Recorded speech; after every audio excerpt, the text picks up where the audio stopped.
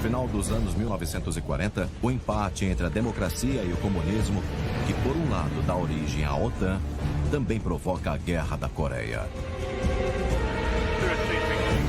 Tanto a guerra de propaganda quanto a corrida armamentista eclodem com o teste de uma nova bomba, que é muito mais letal que as bombas lançadas em Hiroshima e Nagasaki.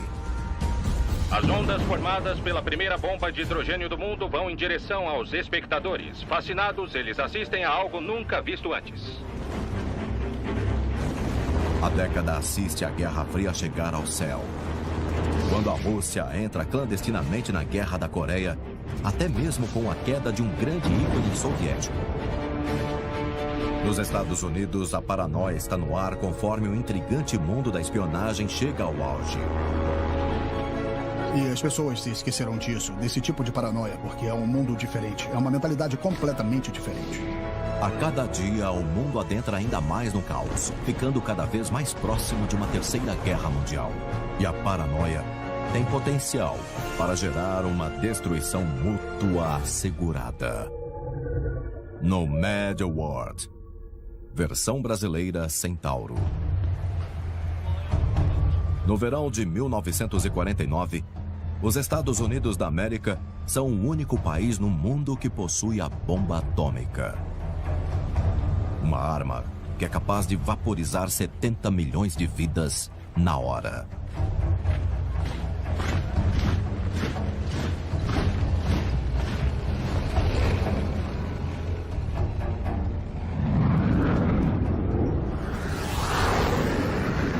Eu não devo esconder de nenhum de vocês hoje o que eu estou sentindo. É certeza que a Europa teria se tornado comunista. Como a Tchecoslováquia e Londres nos bombardeamentos de um tempo atrás, se não fosse a explosão da bomba atômica causada pelos Estados Unidos. Vantagem competitiva é uma coisa muito difícil de manter. Seja sobre um negócio, uma pessoa ou um país. A sensação de segurança no Ocidente está prestes a ser aniquilada. Chega aos Estados Unidos a notícia impressionante de que a Rússia explodiu uma bomba atômica. A bomba atômica originária da Rússia recebe o codinome Primeiro Relâmpago. Ela é detonada em 29 de agosto de 1949, onde hoje é o Cazaquistão.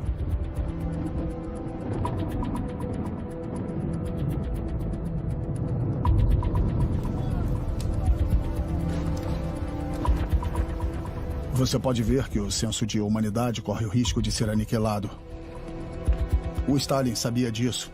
Os russos já estavam trabalhando num tipo de projeto parecido e recebiam informações de seus próprios espiões. E dos partidos americanos similares que achavam que a disputa devia ser mais equilibrada. Eles não gostavam do fato dos americanos serem os únicos a possuírem a super-arma. Eles devem ter levado uns 5 ou 10 anos para desenvolver tamanha potência sozinhos. Agora a Rússia tem um segredo. É claro que isso era inevitável, mas o aviso do presidente Truman foi uma surpresa para muitos de nós. No Ocidente inteiro, as pessoas estão assustadas com a notícia. Agora são suas cidades que estão sob a sombra dessa terrível arma. Um efeito imediato da notícia sobre a explosão da bomba russa é o aumento do sistema de segurança de todas as instalações nucleares.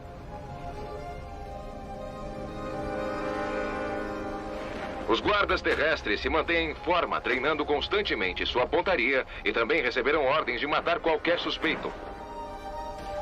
Cada centímetro do território de Hanford é patrulhado por aeronaves e bloqueios de estrada de última geração protegem o local.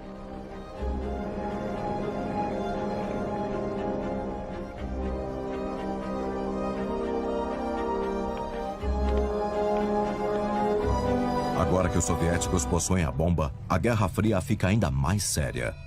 Os dois lados possuem os meios para destruir cidades inteiras pressionando um botão. Foi a base fundamental da destruição mútua assegurada.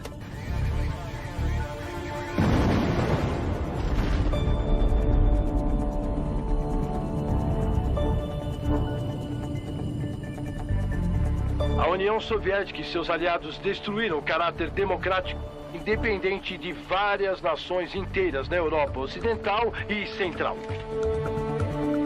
Muitos se perguntam se a formação de tropas soviéticas na Europa Oriental é apenas uma demonstração de força ou se eles estariam se preparando para o ataque.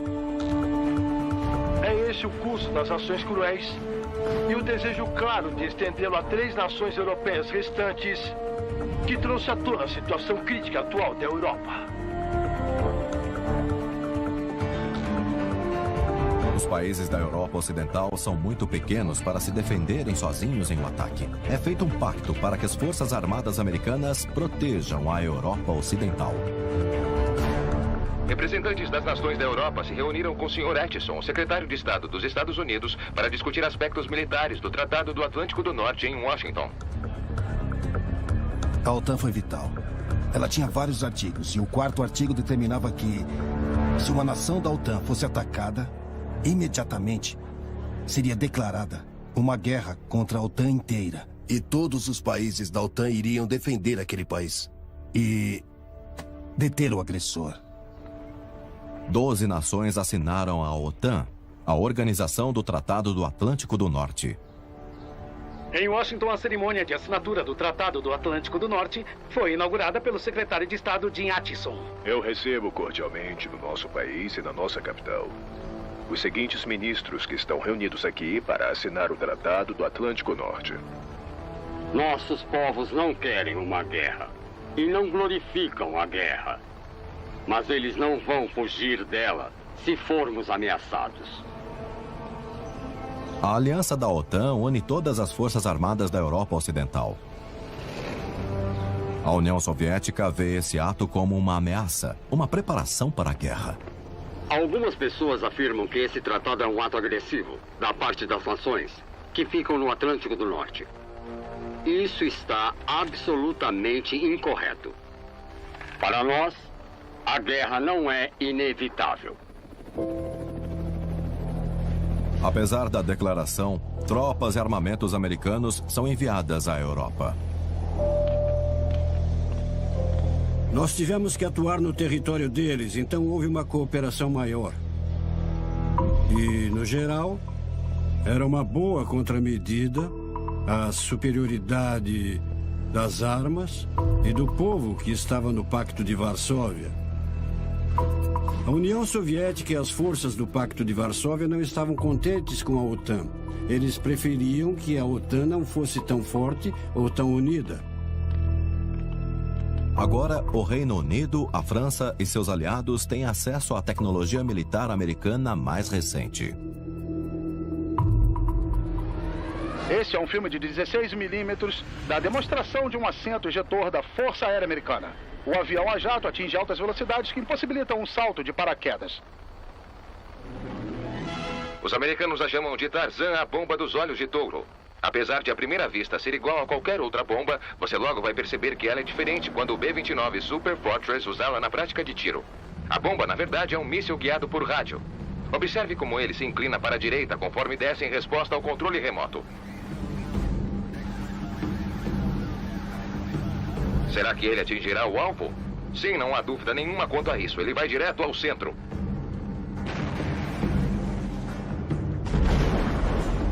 Os dois lados brincam de guerra e se entregam a uma guerra psicológica. A próxima etapa da Guerra Fria afetará milhares de pessoas, empurrando-as para o centro de uma grande guerra total.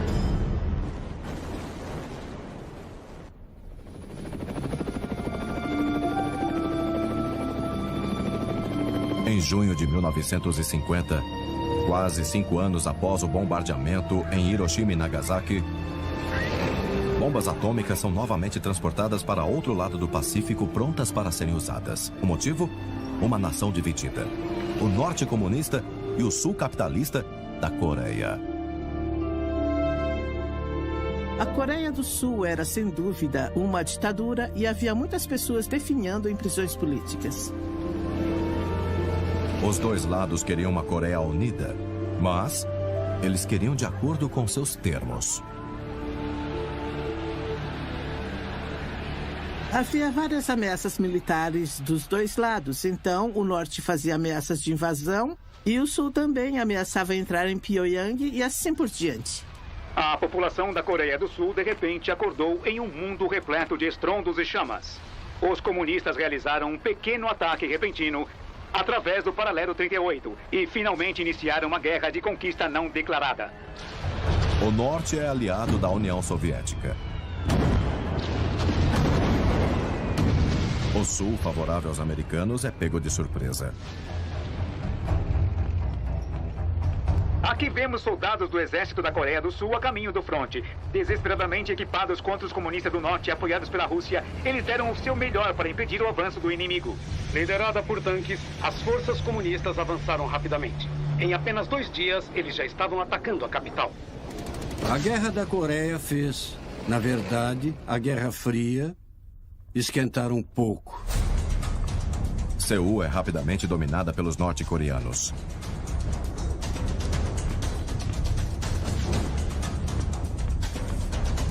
As Nações Unidas não completaram nem 5 anos. Mas elas respondem imediatamente. Em 2 dias, elas ordenam que tropas da ONU sejam enviadas à Coreia. Uma força das Nações Unidas foi criada, embora ela tenha sido liderada mais pelos Estados Unidos.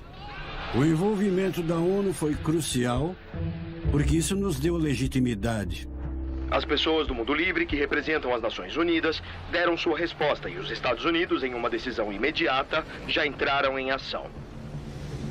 Então, as Nações Unidas, na verdade, pouco tempo depois de sua criação, começaram a combater na guerra. Não é um ato pacificador. Elas escolheram um lado da guerra e isso causou muitas complicações a longo prazo. Para o mundo livre, essas ações para conter os comunistas são bem-vindas, independente das consequências. Apesar de demonstrarem confiança, as tropas da linha de frente das Nações Unidas correm perigo devido à falta de provisões. Nós não estávamos preparados. Nós estávamos sem estratégias e sem equipamentos. Mas logo, mais tropas do mundo todo chegaram. As tropas britânicas foram as primeiras a se juntarem às tropas americanas. Elas vão exercer um papel muito importante na mais nova batalha contra a dominação comunista. Meu irmão mais velho lutou na Guerra da Coreia como um soldado do Serviço Nacional. Mas ele não fala sobre isso porque foi o inferno.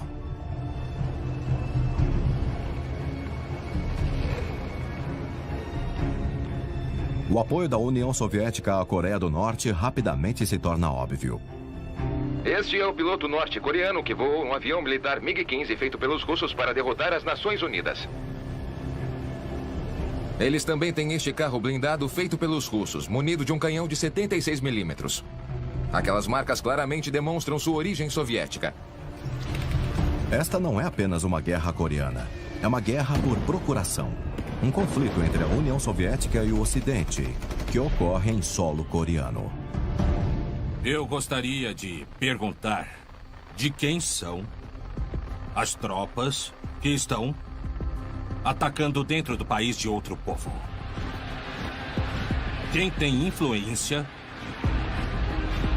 e poder para acabar com a invasão do exército da Coreia do Norte, a União Soviética.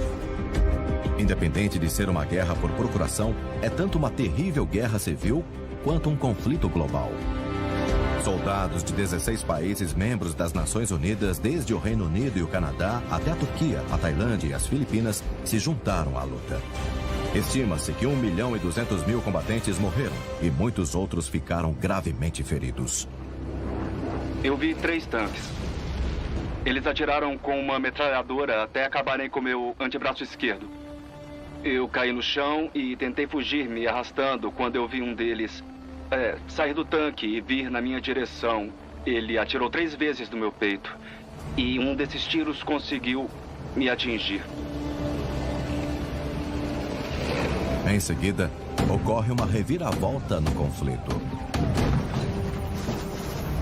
Um dos nossos operadores de câmera acompanhou o voo de uma missão para levar os suprimentos aos batalhões das Nações Unidas cercados pelo inimigo. Munição, comida e água foram precisamente lançadas em paraquedas.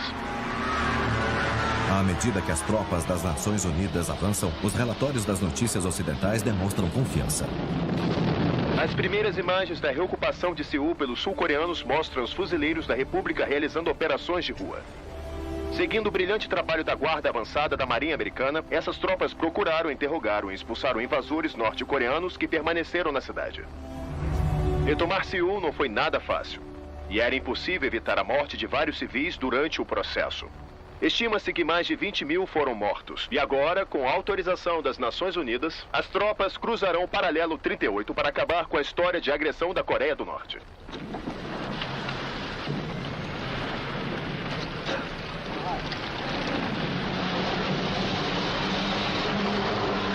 As forças comunistas derrotadas são forçadas a voltar para o canto da península que eles haviam tentado conquistar.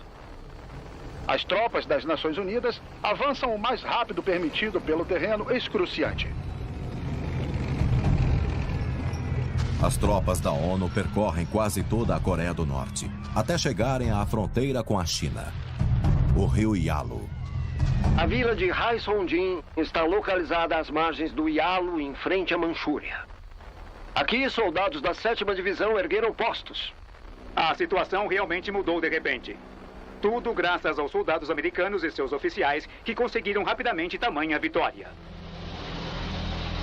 Em dezembro de 1950, todos parecem acreditar que a guerra acabará em breve. Até mesmo o pior dos invernos pode ser suportado quando a vitória está logo à frente. O inverno coreano começou bem rápido. Vejam como os arrozais acabaram se tornando pistas de patinação.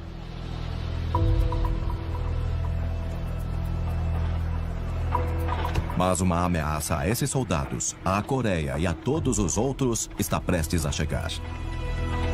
A próxima intervenção levará o mundo ao auge da guerra nuclear. A entrada inesperada de 300 mil comunistas chineses do outro lado da fronteira de Manchúria pode muito bem causar a Terceira Guerra Mundial.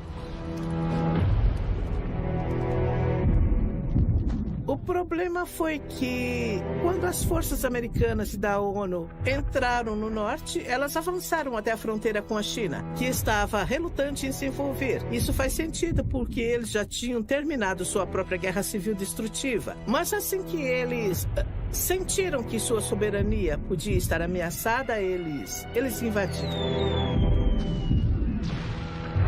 O grande poder dos militares chineses se alastra. Lá embaixo, cerca de 20 mil soldados americanos estão, de alguma forma, suportando o inverno rigoroso e enfrentando tempestades de neve, cercados por hordas de forças comunistas chinesas nas colinas. Sim, a situação é tão complicada e perigosa quanto vocês conseguem imaginar. Houve várias mortes por congelamento ou provocada pelo inimigo, e um grande número foi retirado de lá em aeronaves. É também um péssimo lugar para travar uma guerra. Porque as montanhas são mortais para a infantaria. E o outro problema é que é frio. O tempo frio era insuportável. Enquanto os comunistas seguem para Daejeon, nós recuamos para o outro lado do rio Kong. Tudo parece estar perdido para a Coreia do Norte. Apesar do apoio tático dos aviões militares, as forças da ONU são obrigadas a se retirarem. Em abril, a 29ª Brigada foi a mais atingida pelo ataque chinês. E o apoio dos soldados de Gloucester e das tropas de morteiros salvou a situação. Apenas 50 dos 600 soldados do batalhão voltaram.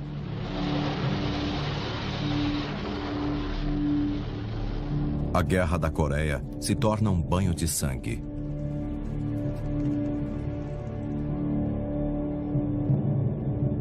Sangue que não é apenas dos combatentes.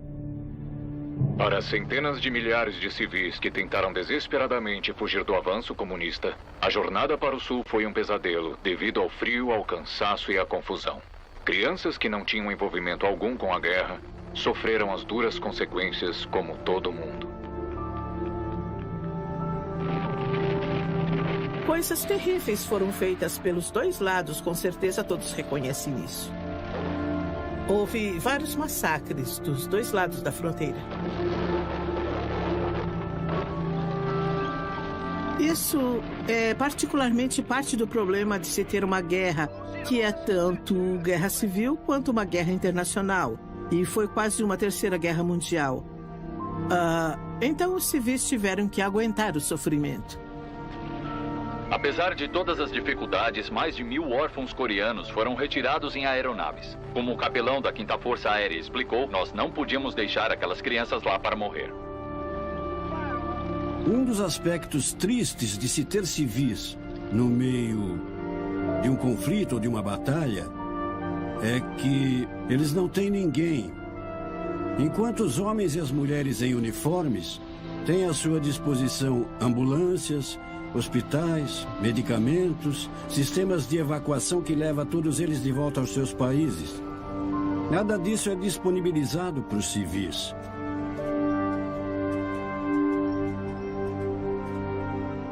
Quando você decide ir à guerra, esse é um dos problemas que você precisa enfrentar. Muitos civis vão morrer. Algo precisa ser feito. Algo drástico. Nós estamos lutando para impedir que os ataques das forças comunistas transformem a Coreia em uma nação escrava. Nós estamos formando nossas forças em conjunto com outras nações livres para enfrentar os perigos do ataque que está se alastrando pelo mundo. A única esperança do mundo é que força das nações livres traga a paz.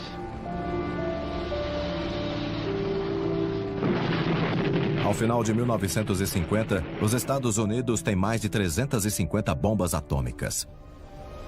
Mas a pergunta que assombra os Estados Unidos e seus aliados é: quantas bombas a União Soviética tem? Nós estamos dispostos, como sempre estivemos, a negociar acordos honrosos com a União Soviética. Mas nós não iremos nos apaciguar.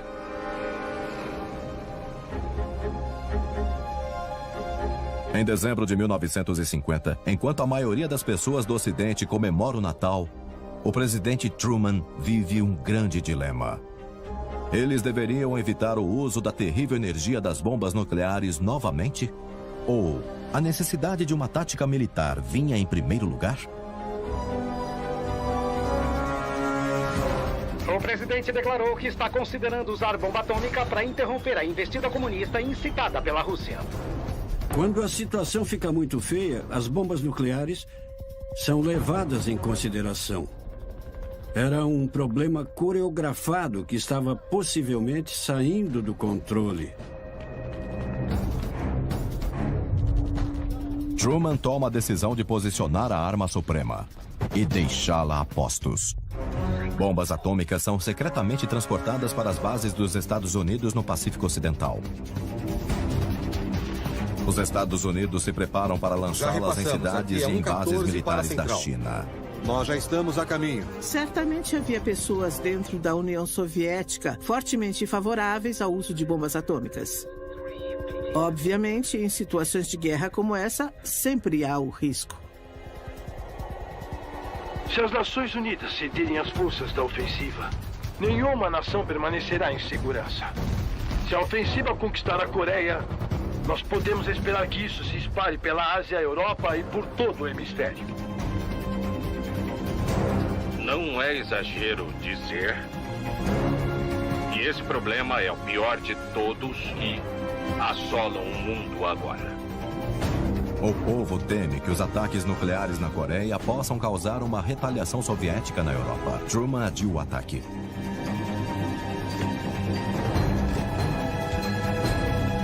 Ele espera que não haja necessidade de utilizar essa arma lamentável, mas a decisão final está nas mãos das Nações Unidas.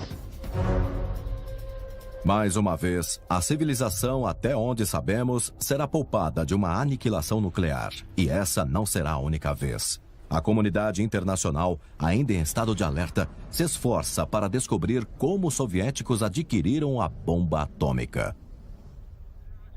Em 1951, a Guerra da Coreia continua. O presidente Truman posicionou bombas nucleares. Mas agora, a União Soviética também tem a bomba. Muitos se perguntam, como os soviéticos descobriram o segredo da bomba? Começa o intrigante mundo da espionagem. Morton Sobel, destaque do primeiro julgamento por espionagem atômica deixa o Tribunal Federal de Nova York. A invisível guerra de espionagem e contra-espionagem que acontece o tempo todo é uma guerra que às vezes é divulgada ao público e outras não, mas que é muito importante para as nações prepararem as defesas para sua independência. Espionagem. Um mundo secreto de fraudes e agentes duplos é o único campo de batalha constante da Guerra Fria. Ele é acusado, junto com Julius Rosenberg, um engenheiro, de conspirar com a Rússia e fornecer segredos vitais sobre a bomba atômica. Vários grandes engenheiros e cientistas, como os Rosenbergs, cresceram em Nova York e, sem dúvida, faziam parte do socialismo internacional e dos círculos de esquerda. Harry Gold é visto aqui na Filadélfia logo após receber a postergação da extradição para o julgamento em Nova York. Ele é acusado de divulgar segredos sobre a bomba para a Rússia. E uma mulher americana, Judith Copeland, funcionária do Departamento de Justiça, foi presa com cópias datilografadas de documentos secretos. A capacidade soviética de conseguir segredos e informações sobre a bomba atômica foi uma das grandes conquistas dos soviéticos e um fracasso para a inteligência americana. Já que os Estados Unidos e outros países do Ocidente são democratas, seus cidadãos apoiam vários pontos de vista políticos. Alguns acreditam até mesmo no comunismo. Algumas pessoas simpatizavam com aquela filosofia. Então isso levou a espionagem soviética a várias dessas pessoas que trabalhavam no projeto de Manhattan. E aí eles puderam recrutá-las e obter a sua cooperação. Às vezes, nem ofereciam dinheiro, só diziam: você não pode deixar só uma potência ter essa competência. Surge uma teoria nova e inusitada. O mundo pode ser um lugar mais estável agora que os dois lados possuem a bomba atômica. Você podia argumentar que o retrocesso dos dois lados, na verdade, criava um certo tipo de garantia de que ninguém iria dar o primeiro golpe. É uma perspectiva sombria da Guerra Fria. Alguns se tornam traidores e apoiam ativamente a União Soviética.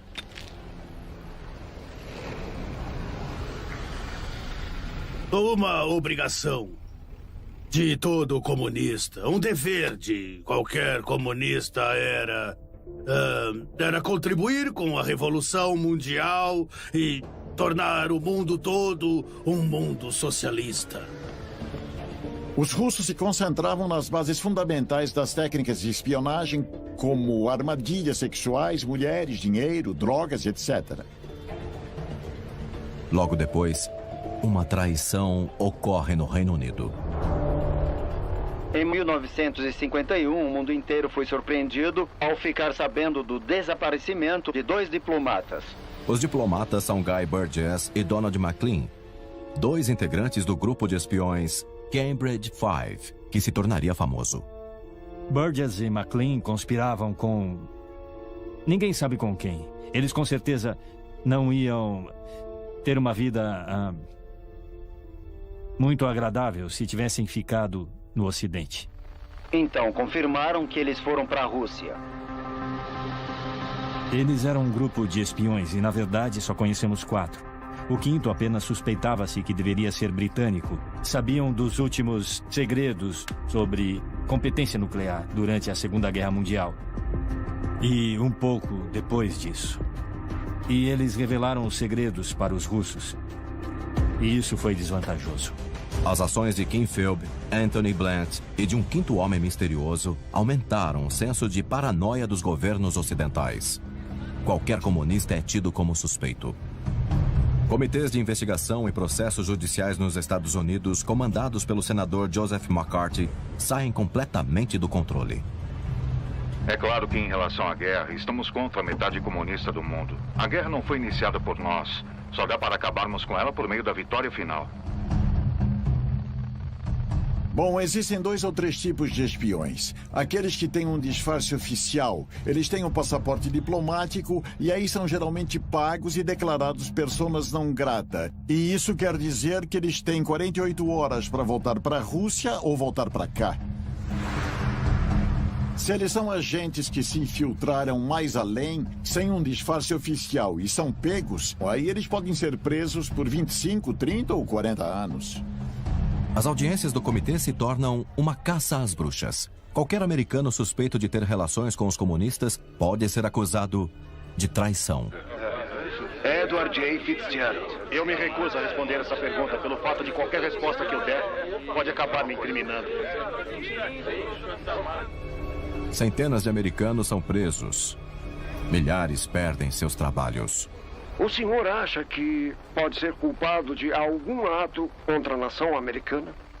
Lutar contra o comunismo e me empolgar um pouco é um ato contra a nação americana? Então eu devo ser culpado desse crime. Francamente, macartismo é chamar um homem de comunista e apenas depois provar que ele era mesmo. McCarthy provavelmente tinha razão.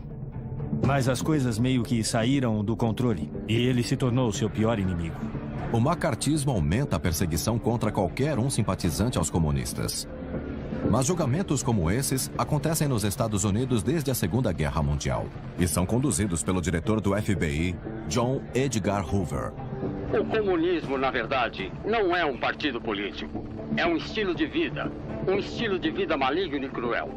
Ele revela uma condição semelhante a uma doença, que se espalha como uma epidemia. E, igual às epidemias, a quarentena é necessária para impedi-lo de infectar essa nação. Os meios de comunicação da época estavam de olho em todo o mundo, até mesmo em empresas cinematográficas em Hollywood.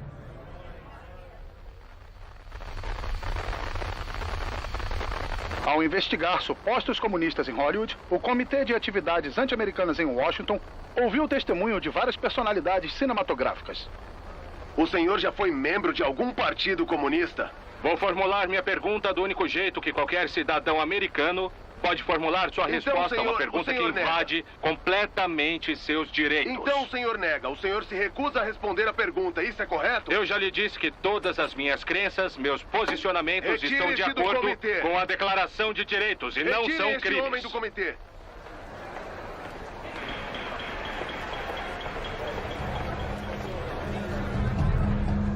A paranoia, associada ao envolvimento soviético, ao envolvimento com inteligências, meio que chegou ao ponto de quase deixá-los debilitados. Em todos os lugares, a paranoia começa a controlar todas as manchetes sobre os Estados Unidos. E do outro lado do mundo, os acontecimentos da Guerra da Coreia sofrem uma reviravolta perigosa, conforme a Rússia envia mais do que dinheiro e armas para os esforços de guerra.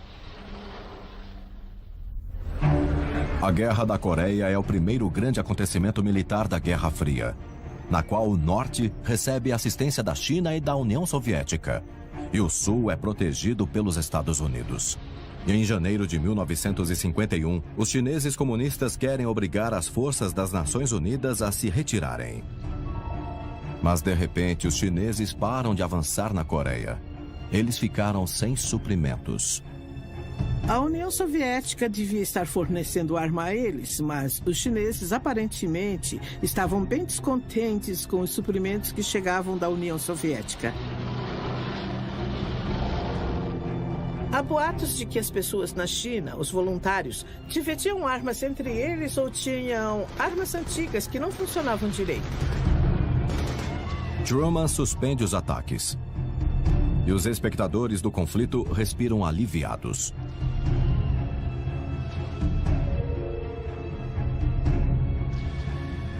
Tirando vantagem da situação, os aviões americanos atacam as forças chinesas suspensas. As forças aéreas começam a exercer toda a sua influência durante o conflito coreano. Os B-29 realizam um ataque em massa. Nós capturamos cada onda de choque de bombas lançadas para destruir o alvo. A caminho. Eles bombardearam as cidades da Coreia do Norte usando bombas incendiárias. Eram ataques de napalm. E isso causou danos enormes. Muitas das casas eram muito mal construídas. Elas tinham, telhados de palha. Então, elas incendiavam facilmente. A maior parte da Coreia é bombardeada para o esquecimento. Foi o bombardeio mais intenso desde a Normandia. No meio de 1951, os exércitos da Coreia do Sul e do Norte se enfrentam praticamente do mesmo jeito que haviam começado um ano atrás. Diálogos de paz começam. Os integrantes da guerra comunista e os opositores das Nações Unidas estão se dando bem, embora haja relatos que foi difícil chegar a um consenso dessa vez. O general comunista Nan II conduziu suas delegações ao local acompanhado pelo destacamento das Nações Unidas e pelo almirante Joy. Pouco tempo depois, foi relatado que os comunistas finalmente concordaram em acabar com o conflito existente. Mas ainda havia complicações. Um dos maiores problemas dizia respeito aos prisioneiros de guerra. Devido à Convenção de Genebra, os dois lados deveriam mandar os prisioneiros de guerra de volta ao lugar de onde eles vieram. Mas isso, na verdade, foi bem complicado na Guerra da Coreia. Muitos prisioneiros comunistas acham que não é seguro voltar para casa. Alguns deles recusam sua liberdade. 3.600 prisioneiros comunistas participaram da revolta e as pequenas tropas das Nações Unidas tiveram que atirar neles para não serem massacrados. Os prisioneiros de guerra das Nações Unidas estão sendo feitos de reféns na Coreia do Norte. Mais tarde, relatos mostram as atrocidades cometidas nos prisioneiros. Bom, eu fui preso em uma cela solitária por organizar comitês de fuga e outras atividades ilegais no campo. Havia várias maneiras de repressão. Eram celas, agressões, comida ruim. Eu perdi a minha visão do olho esquerdo, mas eu espero conseguir a minha visão de volta. Ao mesmo tempo, no fronte, o massacre continua. Enquanto os negociadores comunistas tentam de todo jeito manter os acordos, homens dos dois lados estão morrendo em ataques. O grande problema é Stalin. Ele força os chineses a continuarem guerreando para ele poder estudar as armas e as técnicas dos seus inimigos da Guerra Fria. Está bem claro que a União Soviética tinha uma visão muito instrumentalista da Guerra da Coreia e eles iam usar isso da maneira que melhor atendesse aos seus interesses.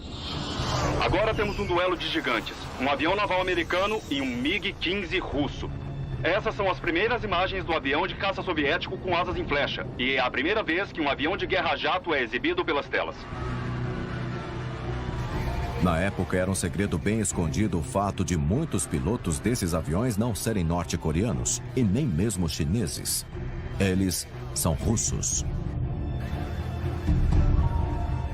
Nesses conflitos aéreos, os Estados Unidos e a União Soviética se enfrentam diretamente na Guerra Fria, pela primeira vez. As superpotências da Guerra Fria se confrontam no céu, acima da Coreia. Então, sim, eles mandaram pilotos para lá e forneceram uma certa quantidade de equipamentos para os norte-coreanos e para os chineses. Mas eles tinham o cuidado de não mandar tropas terrestres para não causar com isso a eclosão da Terceira Guerra Mundial. Em março de 1953, o destino nos dá uma ajudinha. Quando Moscou noticiou ao mundo que a vida de Stalin tinha chegado ao fim, todos ficamos surpresos por não esperarmos isso.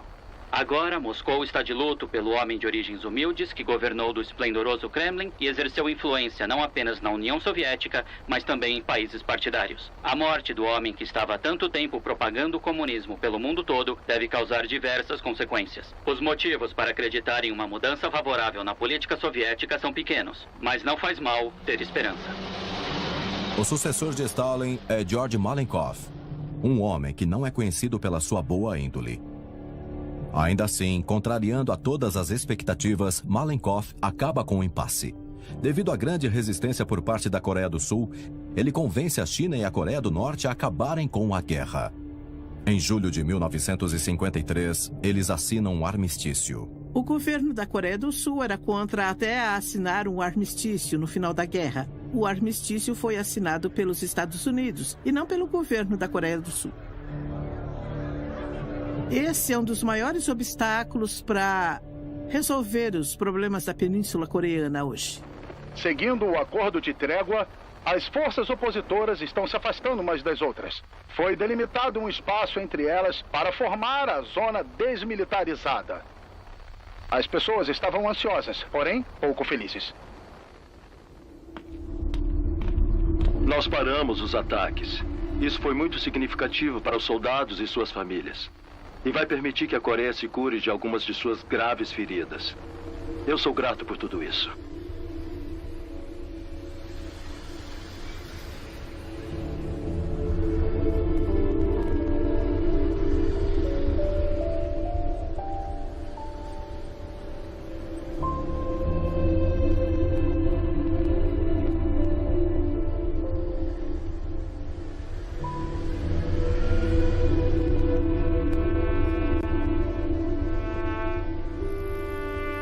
Essa seria uma boa hora para as Nações Unidas olharem para trás e refletirem sobre sua função e sobre o que elas fizeram pela ordem global na era da Guerra Fria. Eu acho que a participação da ONU na Guerra da Coreia fez com que fosse muito mais difícil assumir uma posição neutra na Guerra da Coreia. A Guerra da Coreia chega ao fim e as fronteiras territoriais continuam praticamente iguais ao que eram quando o conflito começou. À medida que as ações militares entre o Norte e o Sul diminuem, a corrida entre o Ocidente e o Oriente fica mais acirrada, com o lançamento de uma nova arma, capaz de uma destruição inimaginável. Em abril de 1955, o conflito coreano terminou. O Norte e o Sul continuam sendo inimigos, mas não estão mais em guerra. Agora, com a esperança de mostrar sua superioridade sobre os adversários comunistas, os Estados Unidos testam uma nova arma, a mais aterrorizante. Em menos de 1 minuto, vocês verão a explosão mais poderosa já testemunhada por olhos humanos. O lançamento das bombas atômicas no Japão em 1945 foi apenas o começo. Desde então, os Estados Unidos passaram a desenvolver uma arma 1000 vezes mais poderosa. Esse é o primeiro teste completo de um dispositivo de hidrogênio. Se tudo correr bem, nós entraremos na era termonuclear. A bomba de hidrogênio é tão aterrorizante que até as pessoas que trabalharam nela questionaram seu uso. As complicações técnicas da bomba, seu papel destrutivo colossal e a facilidade para lançá-las devido aos novos métodos de guerra de foguetes me convenceram de que mesmo que nós estejamos em uma grande guerra de novo, elas causariam a destruição de nossa ilha natal, como um centro industrial. Tinha tamanha energia que mesmo aqueles que ajudaram a inventá-la não conseguiram medi-la. A bomba de hidrogênio poderia fazer os estragos da bomba atômica original parecer a menos.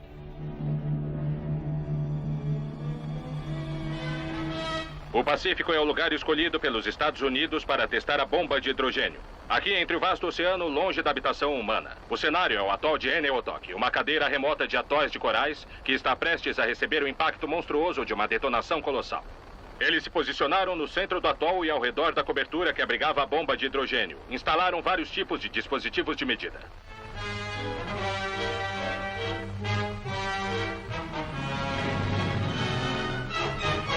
E começa a contagem dos últimos segundos. 3, 2, 1...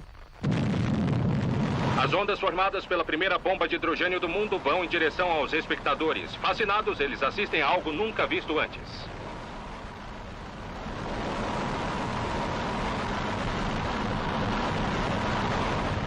Dona de uma energia fantástica, a bomba é uma excelente adição ao arsenal de armas. As bombas nucleares são muito necessárias. Infelizmente, deveriam ser desnecessárias. Mas é como libertar um gênio da lâmpada. A bomba de hidrogênio é o resultado de uma fusão. Um impressionante lançamento de energia ocorre quando os átomos são divididos e fundidos em etapas. Mais tarde, um helicóptero foi até lá e descobriu que a ilha desapareceu completamente.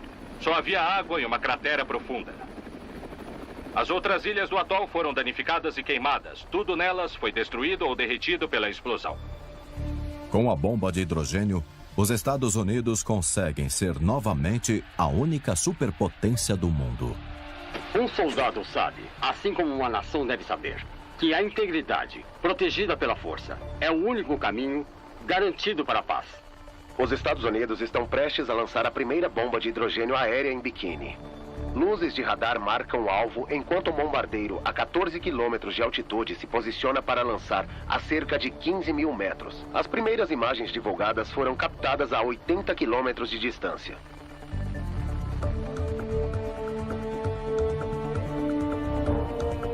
Os americanos não estão apenas vencendo a corrida armamentista, eles estão dominando-a.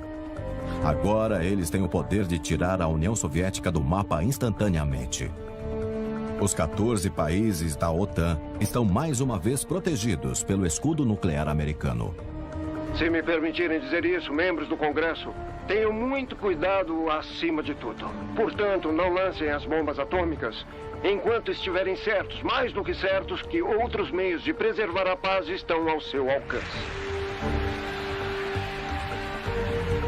Mas a sensação de segurança não vai durar muito. Churchill e Eisenhower ainda não estão cientes de que a União Soviética já testou uma pequena bomba de hidrogênio. 18 meses depois, a União Soviética faz uma bomba de hidrogênio em tamanho natural. Tão poderosa, a ponto de ser detectada no Ocidente. A maior detonação que já detectamos de uma bomba de hidrogênio lançada pelos soviéticos, eu acho que foi de quase 100 megatons. É 10 mil vezes mais poderosa que uma das bombas usadas na Segunda Guerra Mundial. Então a escala da coisa saiu do controle. O mundo inteiro fica aterrorizado ao saber das consequências que uma bomba de hidrogênio pode causar se for lançada em populações humanas. Em outra comparação, a explosão mediu cerca de 5,5 km de diâmetro. É esse o efeito que teria em Nova York com o Empire State Building no centro. Qualquer capital pode ter sua área central detonada. Nós praticamente já estávamos esperando o inevitável. Vivíamos todo dia com essa angústia de que logo iria acontecer. É impossível vencer uma guerra contra essas armas.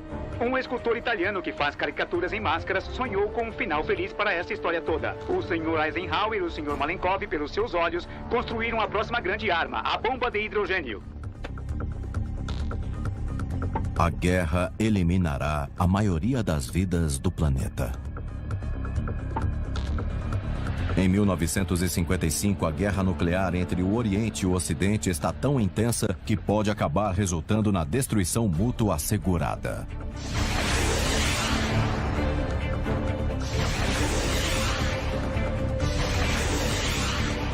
Porém, com a colaboração dos dois lados, encontrou-se uma solução. No lugar das bombas de hidrogênio, bombas da paz.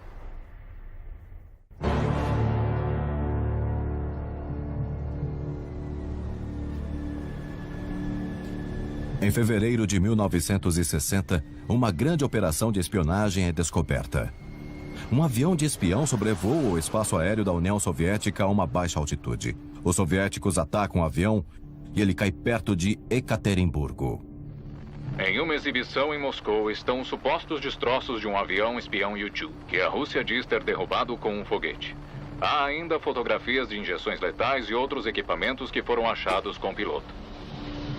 Foi mesmo um grande feito técnico fazer o U-2 realizar o reconhecimento aéreo da União Soviética. O avião é o U-2, um avião de altas altitudes que estava sendo mantido em segredo. Ele estava em uma missão para tirar fotografias aéreas das bases militares soviéticas. Nós achamos que um grande erro foi cometido, sabe? Foi assim que nós entendemos. Como um piloto americano teria sido abatido pelos russos, nós devemos ter errado em algum lugar. O ataque foi mesmo uma grande vitória para a União Soviética. A possível execução de 4 membros da tripulação e a prisão de outros 2 sob falsas acusações de espionagem é uma grande afronta ao direito de todas as nações. A sentença máxima por espionagem é a execução. A Guerra Fria começa a se tornar bem pessoal.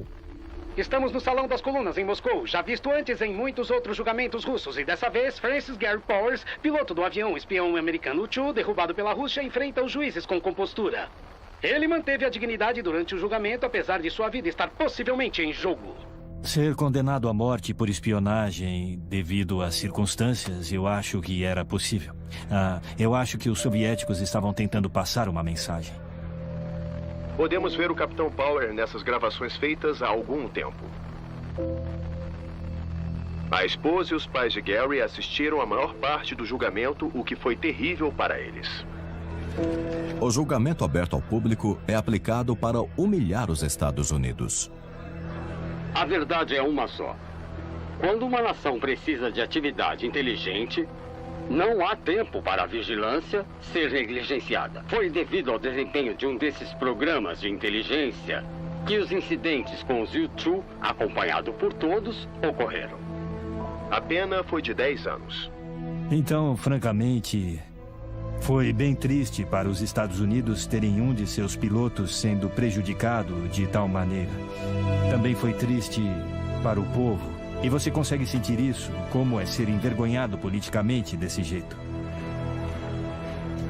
Os dois lados agora estão empatados na corrida armamentista que define a Guerra Fria. E alguns acontecimentos, como a tentativa de uma revolução na Hungria e a crise dos mísseis de Cuba, vão aumentar ainda mais a tensão.